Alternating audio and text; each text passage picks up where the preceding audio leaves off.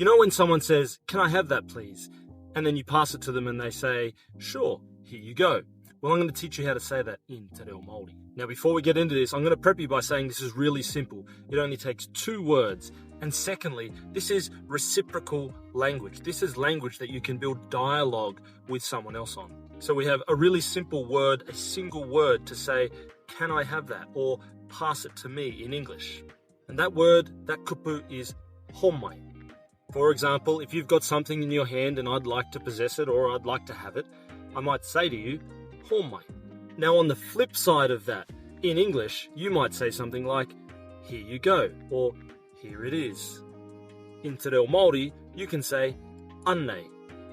Anei. So to recap, Homai if you're asking for something, and Anei if you're providing something. If this video helped you, please hit the like button. And if you know someone that could benefit from this, please feel free to share it with them.